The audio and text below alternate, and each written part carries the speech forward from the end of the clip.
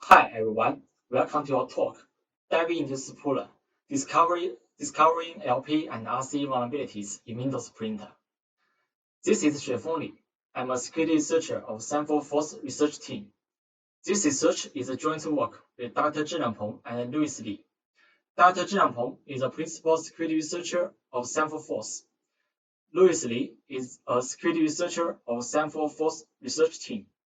It's our pleasure to share research. In the past year, we have found several LP and RCE bugs in Windows Printer. In this presentation, we'll disclose these bugs and our exploit approach for them. Here is our agenda. In the past year, we have conducted some research on the Printer Spooler. In this talk, we will introduce some LP and RCE vulnerabilities of Printer Spooler and share our exploit approach for them. And how could we bypass the patch of Microsoft to exploit these bugs again? The primary component of printing interface is the Printer Spooler.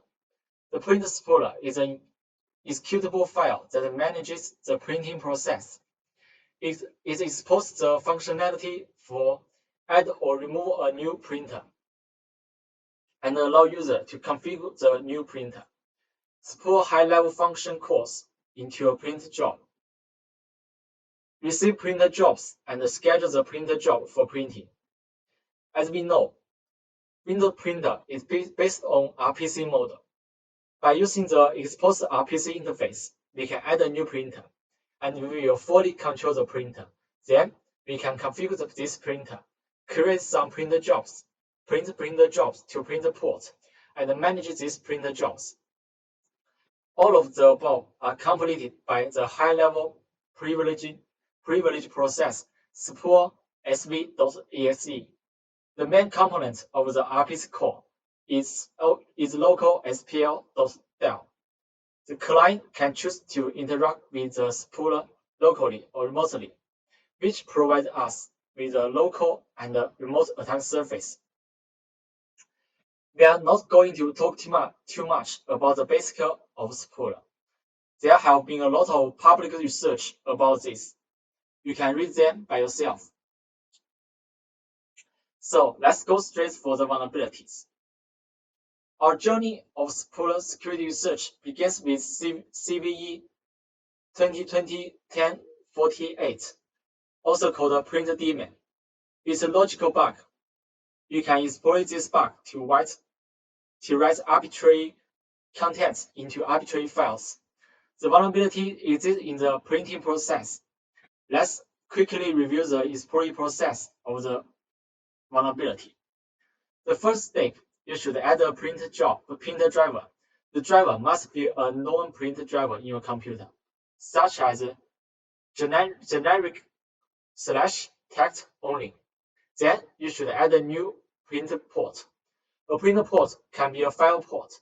The file path can be a protected position for medium user, such as c/windows/system32/1.txt. Your printer will then output the contents of the printer job to this port. After you have added the printer driver and the printer port, you can add a new printer called PrintNightmare in your computer and specify the printer driver and the printer port for your printer. Then you can add a printer job to your printer and specify what need to be printed. The key step of the exploitation is starting Spooler or starting your computer. This step leads to the logical bug. After you force the Spooler service to restart, you can resume the printer job, and then the content of the printer job will be written to the printer port you specify. Here is c/windows/system32/1.txt. So why this bug happen? When user add printer jobs to local printer queue, Spooler will save the information of the printer jobs to local disk, and those saved printer jobs are called shadow jobs. Usually, user will start this printer job immediately, and Spooler will impersonate the user and write the printer job to printer port. So even if medium user have specified the printer port to a protected position, such as C/Windows/System32/1.del, medium user cannot abuse spooler to output printer job to the protected position. This is a normal printing process. But something terrible would happen when people do not follow the normal process. When user add a printer job to printer queue, but he forgot to resume the printer job and then restart his computer, the shadow job in the printer queue won't be deleted. If user resumes this printer job, support service cannot find the correct user to impersonate, but impersonate himself, the system user, and then output the printer job to user controllable printer port with system privilege. This will cause an arbitrary file writing issue and lead to LPE. So how did Microsoft fix this bug? As we know, to exploit this bug, you need to specify the printer port to the protected position. Because there is no check on the printer port, you can specify the printer port to any position. So Microsoft added a function called port is valid to check if the user has write permission to the printer port. What port is valid does is to create a file while impersonating the user to check if the printer port is user controllable. If a medium user specify a protected position, this function must return fail. But if you are familiar with path redirection attack in Windows system, you should realize this patch is an incomplete fix. Here we provide an approach to bypass the patch. Firstly, let's focus on the case 1. On the case 1, our main idea is to use device symbol links.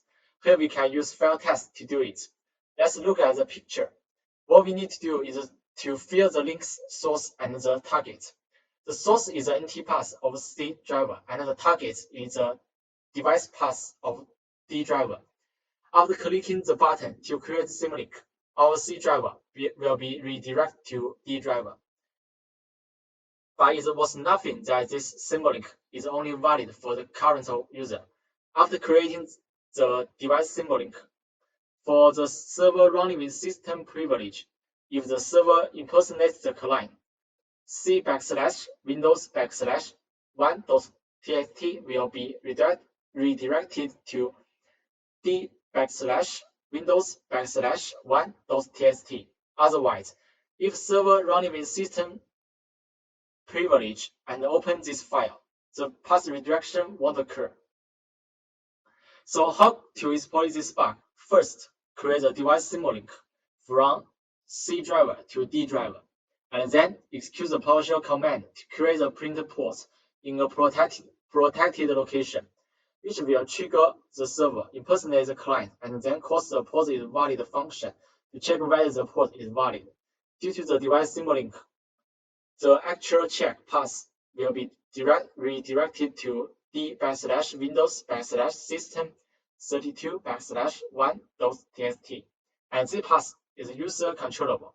Then the check is passed.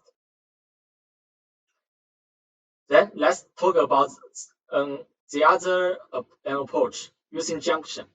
We first execute the PowerShell command on the client side and specify a user controllable path as a port, such as C/1/1.txt.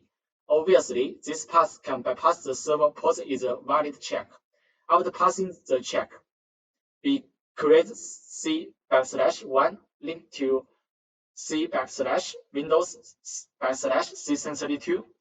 Then, when using the port to output printer jobs, the path actually used will be redirected to the C/Windows/System32.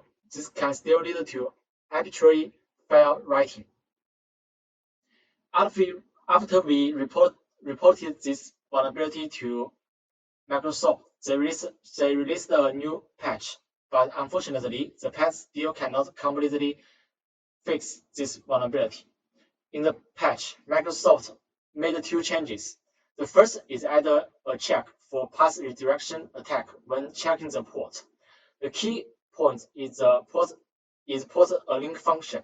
This function is added to the port valid function, and it takes the file handle returned by create file and the source path as the parameter. In this function, the file path corresponding to the handle is obtained through the get final path name by handle, and the source path and the actual file path can be compared to check whether a path reduction attack has occurred. And the other change is adding a path reduction check when using the printer port. The newly added function is still port a link. Differently, this function is added into LCM start DOC port to check whether the printer port is valid. Unfortunately, while the patch fixed the CVE 2020 1337, it brings a new bug. We found an arbitrary file deletion bug. The problem occurs in LCM start DOC port. After the import the link function is executed, if the printer port is checked to be illegal, the delete file function will be called to try to delete the printer port. Due to the path redirection, the finally deleted file is the junction target C/Windows /system32/1.txt. We noticed that James Forshaw provides another trick to bypass the check of export a link function and finally exploit PrintNightmare again. Let's look at the implementation of export a link again. The core of the function is get final path name by handle, which receives file handle as parameter and returns the path of the file handle. In the past year, attacks using symbol links are very common, and Microsoft has widely used get final path name by handle to mitigate symbol link attackers. So what's the behavior of get final path name by handle in different situations? First, symlink from C/1/1.txt to C/Windows /system32/1.txt. We use create file to get the file handle of the source path C/1/1.txt and then use the handle as the parameter of get final path name by handle to get the real file path. We can find the initial path must be different with the final path, but for the hard link, the two paths must be the same. Obviously, hard link can be used to bypass get final path name by handle, but unfortunately, Microsoft has released a mitigation for hard link almost 2 years ago. You must have write permission for your hard link target. Then, let's look at the handling of the UNC path. When we talk about the UNC path, we have to mention administrative shells. In Windows 10, there are 3 default shells: C$, IPC$, admin$. They represent special resource on Windows system, usually used in remote access, where C$ represents C driver. IPC$ is used in NAND pipe. Admin$ represents system root directory. Let's again consider the case of symlink from C/test/1.txt to C/Windows /system32/1.txt. This time we use the UNC path. UNC/localhost /C$/test1.txt as the input parameter of create file. UNC/localhost /C$/test1.txt is a UNC representation of the path C/test/1.txt.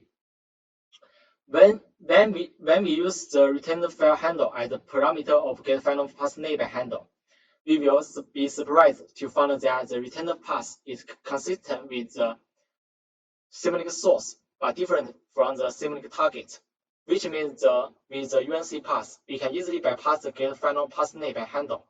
The print daemon can be exported again. At the end of the story, Microsoft finally decided to fix the root cause of the vulnerability by adding the function isSpooler impersonating to check whether Spooler is impersonating itself, thereby mitigating the vulnerability. Next, we'll introduce another vulnerability we found in Spooler service. This vulnerability is easier to exploit than PrintNightmare and does not require restarting the spooler or computer, because this vulnerability involves copy file events. The vulnerability occurs in the process of configuring printers. Normal user can create a printer of their own through the PowerShell command add printer. By checking the security attributes of the printer we created, we can find that we have administrative privilege for the printer, which means we can configure our printer. To configure our printer, we can use the printer API setPrinterDataX, which is exposed by Microsoft. The implementation of this API can be found at local spl.del. spl setPrinterDataX. Through setPrinterDataX, you can set the attributes of your printer.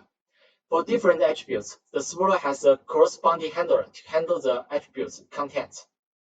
Those handlers will take the user controllable contents as parameter, which means this handler provides the attack surface for us to hunt for bugs. After some reverse engineering work, we found an interesting handler called SPL copy file event. By observing the implementation of the function, we found that there is a function called SPL load library, the copy file model. This function takes a user controllable string as parameter, and it looks like it will load the library and then call the expose function, spooler copy file event. Let's take a look at the implementation of SPL load library, the copy file model. The pseudocode can be shown as below. This function will firstly make a canonical path to normalize your file path string by calling getFinalPathNeighbor handle, and then it will call its model file path allowed with your path as parameter. If this function returns true, it will load a library from the path we specify. So if we can bypass the check of its model file path allowed, we can load arbitrary library with system privilege.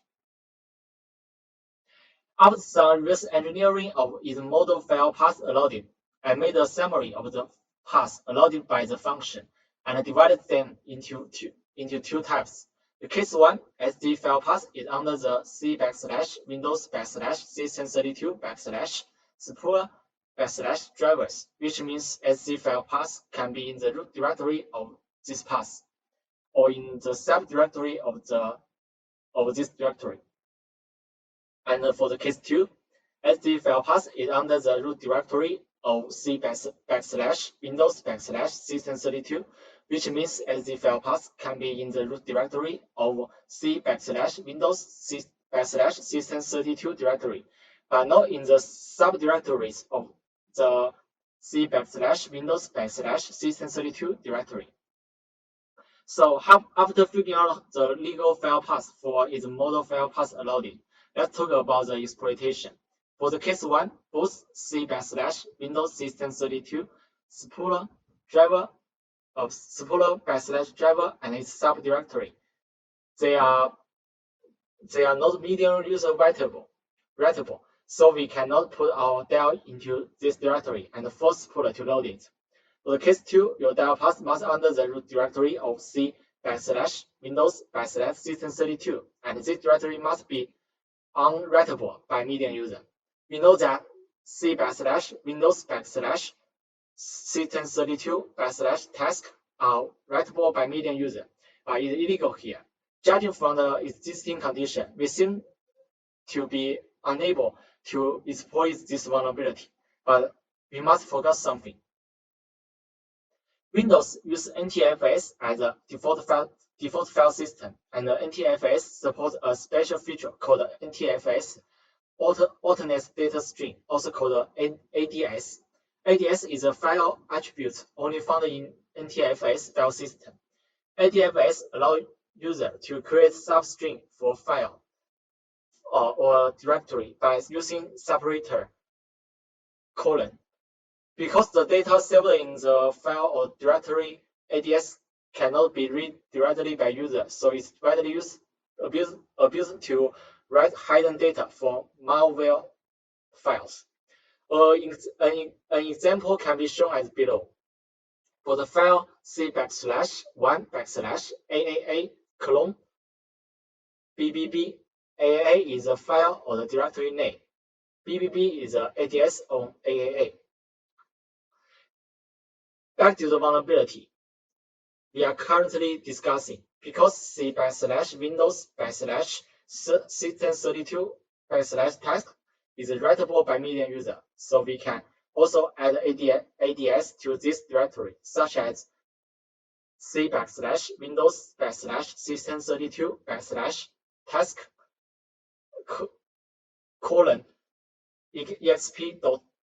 and this file must meet the condition of case 1. So we can force Spooler to load arbitrary del with a special file path. Exploiting this bug is very simple. We only need to call setPrinterDataX twice with the evil copy file attribute and put our del path into it. Observing the process monitor log file, we can see that our del was successfully loaded. That part is the RCE bugs we found in Spooler. Let's hand over to Louis. Okay, thank you, XueFeng, for your speaking. This is Louis. I'm going to talk about the RCE vulnerabilities we found. Besides logic bugs XueFeng just talked, we also found 3 memory corruption bugs. Here I will focus on the CVE 2021-24088 of Spooler. The other 2 vulnerabilities in fact are similar. Spooler provides the API enum jobs to retrieve print jobs stored in a specific printer. It will copy a set of jobs into a user supply buffer. The buffer and its size is specified by the parameter pjob and cpbuff. The root cause of this vulnerability is in the function enum jobs in local queue. Before copying the job into the buffer, Spooler will check if total job size is smaller than the user supply buffer size. And when counting the total job size, the function uses a dword variable without overflow check, which leads to an integer overflow. Then Spooler will copy the jobs into the user supply buffer pjob. The job structure member can be simply divided into 2 types, data and string pointers. Since it is an RPC call, the function needs to copy not only the job structure but also the string pointed by the string pointer into the buffer. There are 2 pointers, start and end, which points to the start and end of the buffer. Then Spooler will copy job structure to the start of the buffer. When it encounters a string, it will copy the string data into the end of the buffer and make string pointer point to it. While copying the jobs, the start pointer will increase and the end pointer will decrease. When finished the copy, the function will mushroom the buffer and send it back to the client.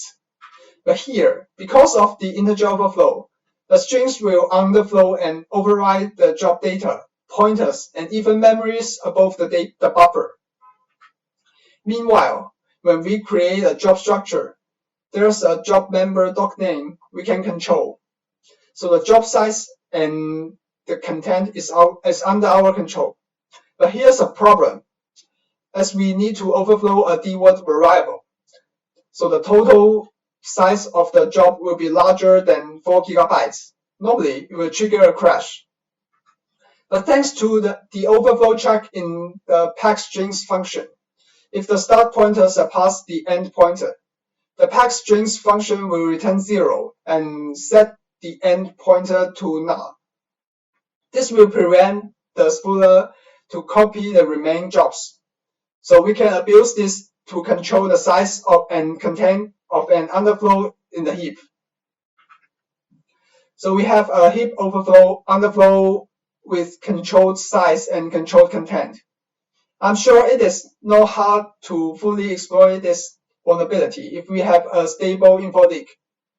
Here, we are not going to further discuss the exploit and the other similar to vulnerabilities in facts. And then we will talk about the PrintNightmare. PrintNightmare is a very hot vulnerability recently, but there is no patch for it when we're recording this video, so we will not dive into the technical details here, but we can talk about the story. We found PrintNightmare earlier this year and want to save it for future security contest.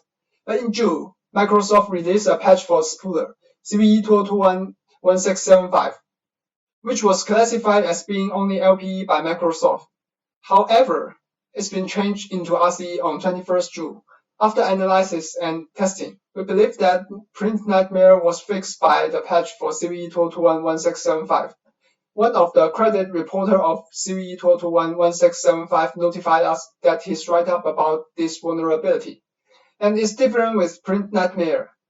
Since Peter Madry and Zhipeng Huo report an LPE, and Yunhai Zhang report an RCE, but Microsoft merged them all in CVE 2021-1675. This creates a misunderstanding as it actually fixed PrintNightmare only in some version of Windows, but not all of them including the latest Windows DC. Unfortunately, we did not fully test our POC against some environments before publishing it. After that, Microsoft assigned CVE 2021-34527 for PrintNightmare. It was never our intention to disclose a zero-day vulnerability. We should have done more to verify that the patch completely mitigated the vulnerability. We are extremely sorry. We recommend that users should disable Print Spooler service in your domain controller until a new patch is released to prevent PrintNightmare from being exploited. Again, we are truly sorry for our error and any impact it may have caused. In this talk, we introduced several vulnerabilities in Spooler, both logic and memory corruption bugs. It turned out that Spooler is a really dangerous service. Although Spooler has been through years of vulnerabilities disclosure, it's still a good attack surface. Disable your Spooler if you don't need it. Thanks for your listening. This is our talk. And then is the QA section.